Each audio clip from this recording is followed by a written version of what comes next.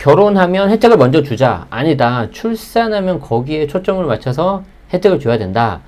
혼인할 때 혜택을 줄 거냐, 애를 낳을 때 혜택을 줄 거냐, 여기에 대해서 여야가 정책을 다투고 있다고 하는데 그냥 다 해주시면 안 될까요? 어떤 내용인지 좀 보겠습니다.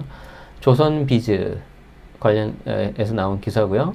민영빈 기자님이 8월 6일 날 올려주신 거네요. 저희가 이제 8월 7일 날 라이브를 하고 있으니까 어제 올려주신 겁니다. 어떤 내용인지 좀 볼까요?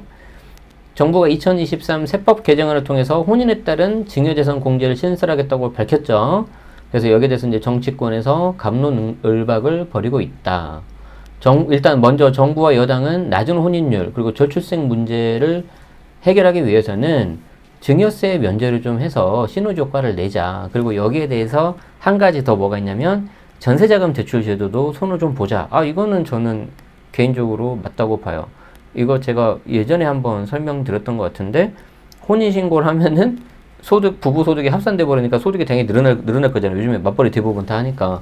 그런데 혼자 있을 때보다 기준이 더 깐깐해져가지고 대출이 안 나오는 그런 희한한 케이스가 나오더라고요. 여기에 대해서 야당은 초부자 감세라고 비판하면서 결혼 비용에 대한 세부담을 줄이는 것보다 출산 양육 비용 지원에 초점을 맞춰야 된다는 입장이다. 한번 좀 보도록 하겠습니다. 그래서 6일 정치권에 따르면 정부는 오는 11일까지 입법 예고하고 국무회의에 거쳐서 정기국회에 이제 제출하는 거죠. 그러면 이제 거기 이제 관련 법을 뜯어 고쳐야 되니까 여야가 합의해가지고 땅땅땅 하면은 이제 통과가 되는 겁니다. 그러니까 아직 끝난 게 아니라는 거죠. 최악의 경우에는 뭐 통과가 안 될 수도 있고요. 없던 걸로 될 수도 있고요. 아니면 이제 중간에 합의를 해가지고 약간 처음 정부 안보다 뭔가 수정이 될 수도 있겠죠. 개정안들은 제가 지난번에 설명드렸으니까 다 아시죠? 자, 신혼부부는 혼인신고일 전후 각 2년, 그러니까 4년이죠. 그래서 이제 부모 또는 조부모든 직계존속입니다. 내 위로, 그러니까 아빠 쪽 위로, 엄마 쪽 위로 이렇게 가는 겁니다. 뭐 새로운 나의 부모님, 시부모님, 장인, 장모 아니에요. 직계가 아닙니다. 그래서 직계 존속으로부터 증여받은 1억에 대해서 증여세가 추가로 면제되기 때문에 성년 자녀 5천, 그리고 여기에 1억 더해서 1억 5천까지 최대로 받을 수 있다는 건데, 이 두 개는 서로 다른 거죠. 왜냐하면 5천은 기존 10년마다 하는 거고 1억에 대해서는 4년만 하는 거니까. 그렇죠? 그러면 남자 1억 5천, 여자 1억 5천에서 최대 3억까지 증여세를 면제받을 수가 있다. 여기에 대해서 이제 여당은 결혼 페널티다, 일종의. 그래서 이런 거가 있으면 안 되겠다.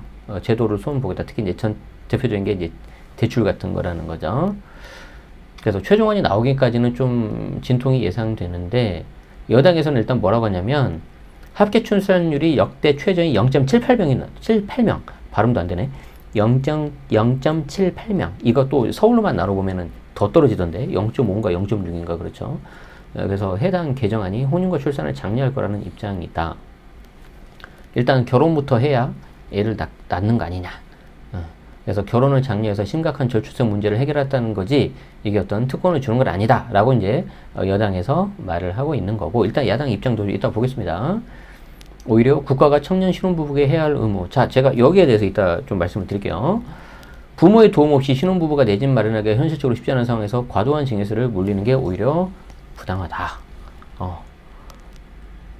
그래서 여당 간사인 류성걸 의원은 조선비주와의 통화에서 1억을 기준으로 그 미만 금액도 공제가 된다.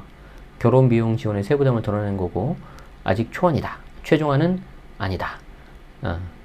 일단 이렇게 나왔습니다. 그리고 여기 이제 또 있습니다. 한 가지 더 이거 받고 하나 더 추가한다는 거죠. 뭐냐면은 현행 전세대출 제도에서 혼인신고를 하면 미혼일 때보다 불리하게 된다는 거죠.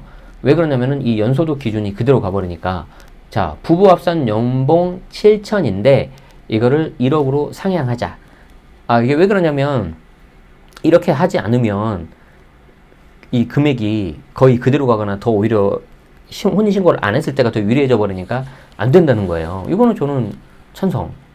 누구나 다 받을 수 있고 자기가 대출 받는지 안 받는지 이건 본인이 하는 거니까. 맞죠? 그래서 버팀목 전세자금 대출 조건을 부부 합산 연봉 6천만 원 이하에서 9천만 원 이하로 상향 조정하고, 청약 신청 기회를 부부당 한 명만 신청 가능으로 한 조건을 혼인신고에도 개별로 신청. 오, 그렇지. 이거는 재밌네. 자, 우리가 일단 세법적인 측면에서도요. 남자가 이렇게 있고 여자가 있는데 혼인 신고를 하는 순간부터 이제 합가하는 걸로 보거든요. 우리 제 수업 들으신 분들은 다 아시죠? 왜냐하면 엄밀히 말하면 이 양도세는 국세이기 때문에 실질과세로 보긴 해야 되는데 실질적으로 언제 동거했는지를 알 수가 없어요. 예, 그렇기 때문에 혼인 신고한 날로부터 각각 합산으로 본다. 합가한 걸로 본다. 그러면은 엄밀히 말하면 양도세 하나만 놓고 보더라도 혼인신고를 최대한 늦춰서 각각 그냥 1세 1주택 비과세 혹은 일시적 1주택 비과세 이렇게 가버릴 수가 있는 거죠.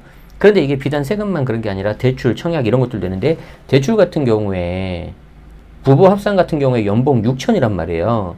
근데 혼자 뭐 어디 가는 대기업 가버리면 혼자 6천을 벌 수도 있는 거잖아요. 근데 남자가 예를 들어서 뭐 4천을 번다. 여자가 3천을 번다.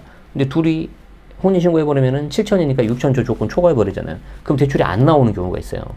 그래서 대출도 그렇고 세법도 그러니까 양도세도 그러니까 혼인신고를 늦추는 거죠. 그런데 이거 9천으로 하자. 좀 상향 조정하자. 이건 합리적인 것 같고요. 특히 또 있어요. 청약 같은 경우에도 부부당 한 명, 왜냐면 부부 일심 동체니까 둘 중에 한 명만 하자. 이렇게 하니까 또 각각 따로따로 가는 거죠.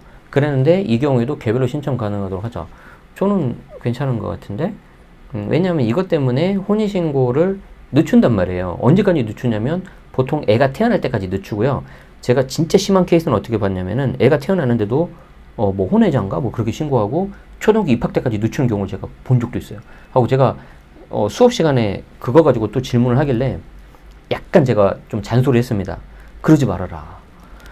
아니 물론 세금도 좋고 절세도 좋지만 이 부부라는 게 물론 마음이 가장 중요하긴 하지만 저는 그 서류에 적혀 있는 그 힘 같은 거를 좀 믿고 있는 사람이거든요. 그래서 부부로서 어떤 신고도 좀 하고 뭔가 했을 때 같이 뭐 호적이나 등기부등본 딱 같이 나왔을 때 정말 그 부부로서의 어떤 가족과의 어떤 그런 게 생기는 건데 왜 그걸 굳이 그렇게까지 남남으로 해가지고 저 혜택을 받으려고. 물론 그만큼 이제 절실을 하니까 이해는 되지만 너무한 것 같다. 혼외자까지 뭐 하고 초등학교 입학할 때까지 늦춘다는 거는 좀 적당히 하자. 이렇게 제가 잔소리를 한번 한 적이 있습니다. 자, 여기에 대해서 야당은 안 된다. 차라리 출산 양육비 비과세가 해결책이 될 거다. 그러니까 이거는 저는 이런 게 되게 좋아요. 여당이 뭐라고 하면 당연히 야당은 반대할 수 있는 거고요. 또 야당이 제안한 거에 대해서 여당은 생각이 다를 수가 있는 겁니다. 대신 이거를 서로 상대방이 뭐 무조건 싫으니까 어떤 감정적으로 막 싸우고 그러지 말고 정말 진지하게 토론을 하고 뭐가 더 좋을 거냐 한번 이렇게 치열하게 고민을 하는 거죠. 사실 그러라고 이분들이 세비를 받아가고 우리 세금이 나가는 거 아니겠습니까? 그런데 지금까지 좀 보면 너무 좀 감정 싸움, 소모 싸움이죠.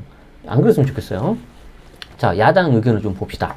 야당은 결혼자금 증여세 공제한도 확대를 초보자 감세라고 비판하고 있다.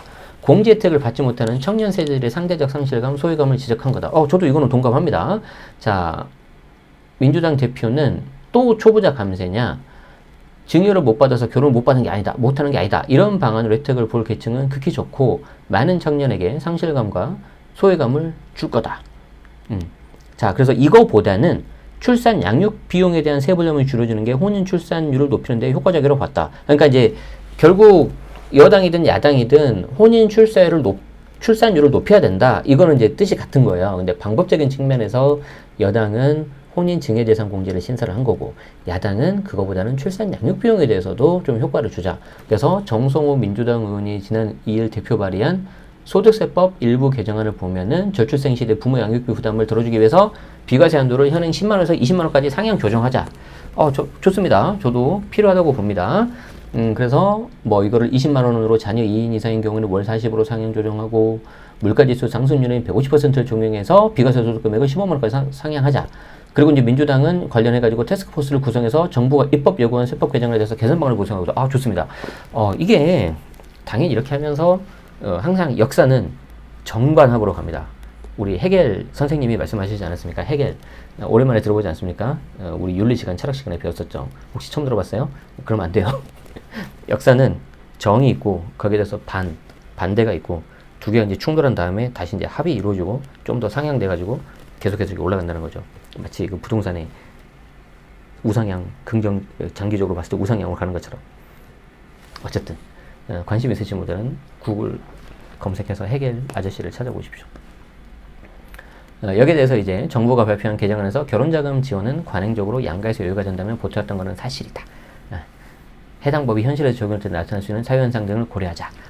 저는 굉장히 이런 바람직한 토론 너무 좋습니다. 그래서 여야가 좀 머리를 맞대고 정말 국민들을 위해서 이런 좀 아이디어나 개선점이 나오면 좋겠는데 여기에 제가 숟가락을 살짝 좀 얹어 보겠습니다. 숟가락을 제가 좀 얹어 보죠. 물론 뭐 저 같은 일개 개인 유튜버가 하는 말에 대해서 신경 안 쓰시겠지만 뭐 재밌지 않습니까? 자, 일단 혼인이 있고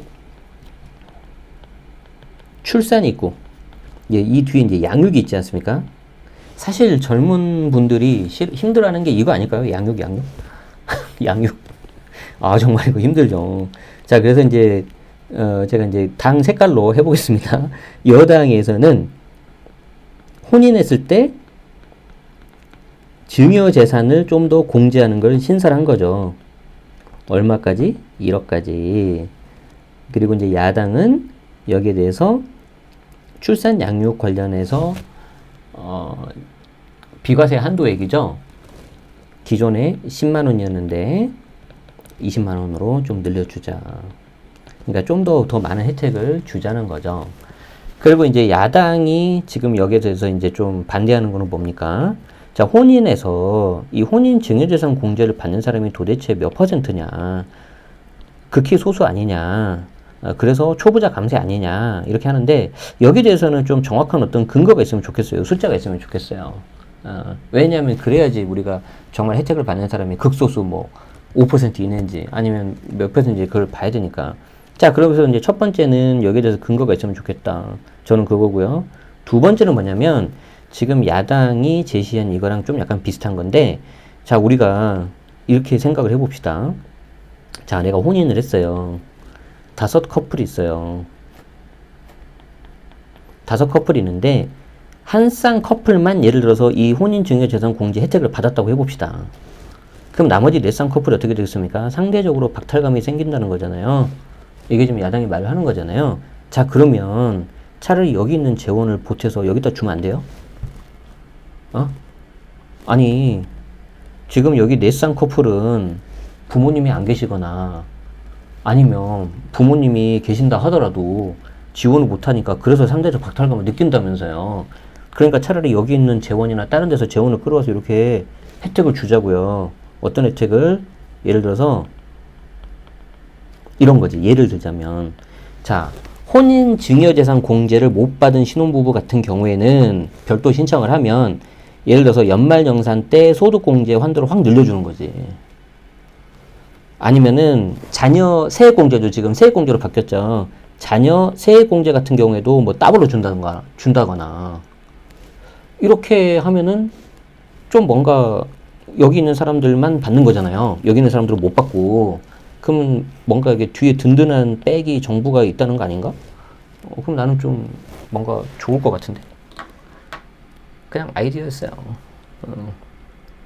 그래서 그런 식으로 좀 해가지고 하면은 더 좋겠다. 그리고 이제 그 정부와 여당이 물론 이제 그 여당과 야당이 훨씬 두 분 다 이제 양쪽 다 그런 것들을 정책을 만드시는 분들이고 입법하는 분들이기 때문에 저보다 훨씬 더 많은 고민들을 하실 거고 이런 좋은 내용으로 해가지고 좀 건전적인 토론을 했으면 좋겠고 한 가지 더 바람이 있다면은 이참에 상징세를 좀 고치자. 벌써 몇 년 됐습니까? 지금 한 20년 넘지 않았나? 이참에 상징세를 고쳐서 혼인 증여재산 공제는 새롭게 신설된 거고 기존에 있었던 증여재산 공제 뭐 부부간 6억, 성년자녀 5천, 미성년자 2천 뭐 이렇게 있지 않습니까? 그것도 뭐 1억 5천씩 올린다든지 부부간에 뭐 10억을 한다든지 제발 좀 그렇게 하면 좋겠다. 저는 그래서 기사 내용이 그래도 여당, 야당 양쪽 입장 나오고 서로 간의 어떤 생각이 다른 거를 하니까 저는 그게 좋아서 좀 가져왔습니다. 아시겠죠? 그래서 여기에 대해서는 우리 기사에도 나온 것처럼 이제 시작하는 거예요. 최종 결정은 안 됐고요. 그래서 좀 더 좋은 방향으로, 합리적인 방향으로, 그리고 대부분의 그 우리 청년들이 다 혜택을 받을 수 있는 뭐 저까지 해달라고 말은 안 하겠습니다. 이미 뭐 결혼한 지 15년이 넘어서 안 하겠습니다. 그래서 좀 그런 거가 있으면 너무 좋을 것 같습니다. 시청해주셔서 고맙습니다. 우리 라이브 들으시는 분들은 좀 기다리시면 되겠습니다.